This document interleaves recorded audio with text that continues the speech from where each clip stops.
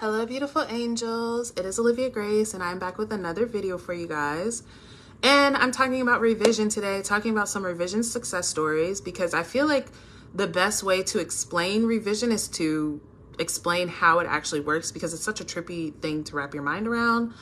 But I do have some links in the description. One of the revision success stories I'm gonna be talking about is one from a client that we did a revision, like I guided her through a revision scene in our session, and she had some success with that. So I am offering that, you guys, to create guided SAT scenes, guided revision scenes, custom affirmations. All the links are in the description. Also doing donation-based coaching still. So if you're interested, those links are there. All right. So let's get into it. Let's start with the GOAT, Neville. Let's start with something, because I actually spoke about this in one of my videos, but literally my connection was bad. That's what it was. So it cut the entire story that I was telling out. So Neville was drafted into the army. This was World War II. Okay. Neville wanted himself to be out of the army. Obviously, he had a new baby girl. He had his wife. He was not trying to be in the army. Now, I just want to pause right here, you guys, because y'all, like, getting out of the army is impossible. Like, come on. If anything is fucking impossible, that's some impossible type shit. Also, this wasn't even just some like little war. This is World War II. I really feel like Neville is probably the only person that was honorably discharged for absolutely no reason. So what did Neville do? He went into assuming that he was sleeping at home with his wife, with his baby. He'd see himself in his apartment while he was sleeping in the barracks at the military base. Okay. And he assumed it. So Neville goes to his commanding officer and asks him if he can be released from the army. You know, didn't even come up with like any lies or anything. He was just straight up real, like, look, I'm trying to be with my wife and my daughter. I don't want to be here. Can you send me home? And the officer was just basically like, look, I feel you, but you're too useful. We need you here. And no. And put a stamp on his decision. Like, he basically wrote like an appeal or something, put a stamp on the decision that no, you're not going to be getting out the army, whatever. All right. Let me pause again. Neville could have started right there. Okay. I knew this was too much. I mean, it is a world war. Like, obviously, like, I have to stay, but we know Neville. All right. There's a reason he's the GOAT. What did Neville do? No, he revised it. He mentally crossed out mentally crossed out the denial and saw an approval. And I want to say maybe it was like a week or something like that, maybe a few days, I don't know, but the commanding officer basically called him back. And I can't remember the story word for word, guys. It's been a while since I heard it, but it was either the superior or the same person that he asked, literally crossed out the denial and approved him to go home. So that was the first story, right? The first success story. Next, I'll do my client. So my client had, and she gave me permission to say this. Obviously, I'm not going to say her name or anything like that. But she had some inner child like trauma with her and her mom. And she had basically felt, like uncared for, felt like her mom was never there for her. Her mom never had time for her. Her mom was just never like loving and affectionate. Like, she had this feeling like her mom never had time, never prioritized her. And so I asked her to think of a specific time when she felt like that. And immediately she thought of a time where she was sick. She was a little girl, and she was sick, like throwing up in her bed. And so she says she remembers her mom came in and was basically like annoyed that she was sick, and was like just trying to hurry up and get her cleaned up, and was angry with her. And, you know, she was just saying how bad she felt as a little girl, because it's like, dude, you can't help if you're throwing up, you know? And so that was like that was a memory for her that came up of how she just felt like a burden, basically. Like, everything for her was like a burden. It was like it was a problem, you know, whatever. So in that scene, we revised it.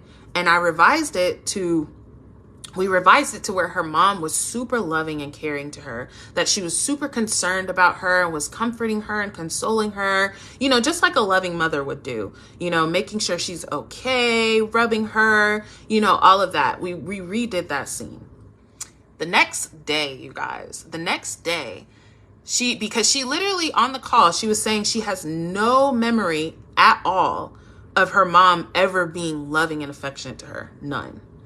The next day, she says she was walking in the park and she had a memory of literally, you guys, this is what's trippy, the same situation, but how it went completely different.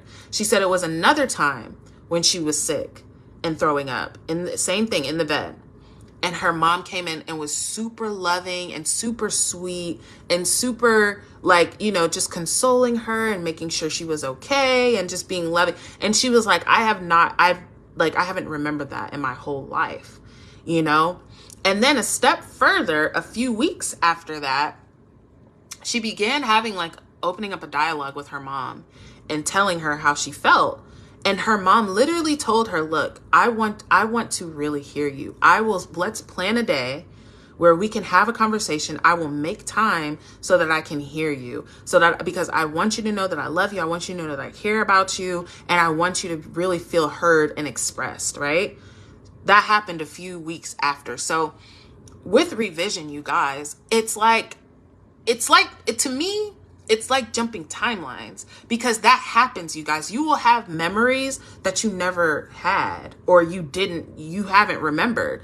All of a sudden, she has this memory. She shifted to a timeline where it was like that. And then I feel like it was even more, you know, it can't be coincidental that it was the same situation. It could have been anything that happened that she remembered where her mom was being loving, but it was literally the same. It was almost as if the revised scene that we did became an actual scene in her past, you know? And because it was literally, when she was explaining to me her memory, it was almost exactly what we revised, how we revised the first incident.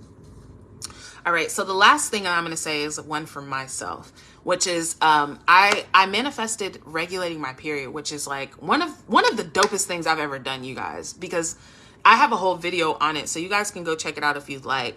But basically, long story short, my period had been irregular since it started when I was 12 years old. I had never had my period. I would have my period like a few times a year, and you know, whatever, but I'm not going to get all into the details. But basically, I had manifested that my period was regular, and and I had revised my entire period.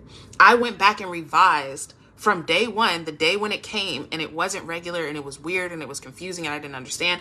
I revised that, like, I did understand, and that it was regular, that it came regularly every time after that, that my period always came the same day. And I even spoke that my period I was going to be one of those lucky girls that only has their period for like 3-4 days, and that's it, right?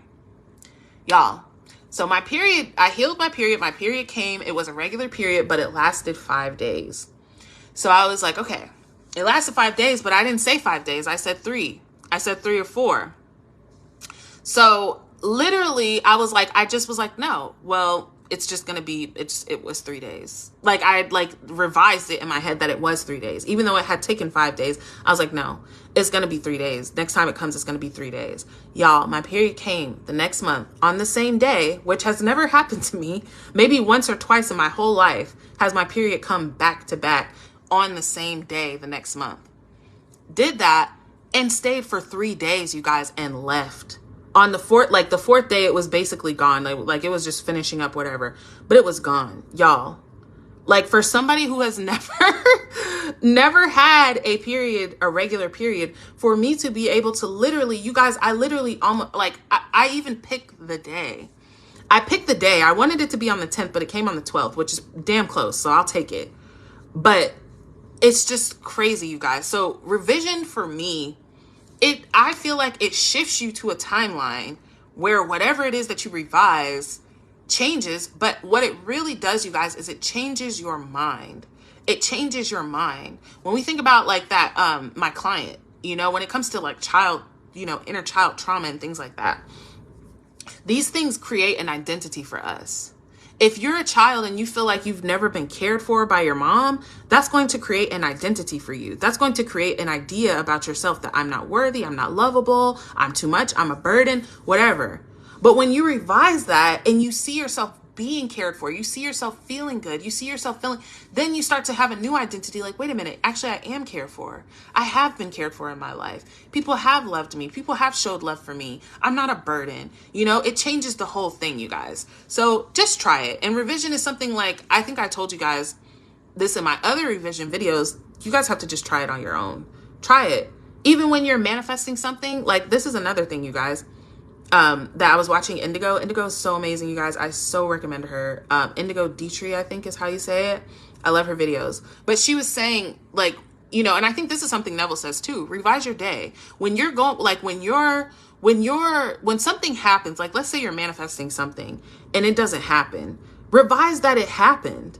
Revise that it happened, you guys, because when you continuously manifest things and it's not happening, that again creates an identity in you that I don't get what I want, or sometimes I get what I want, sometimes I don't, or oh, things don't really work out for me. No, revise that it did work out for you. Revise that it did work out for you. It did go well.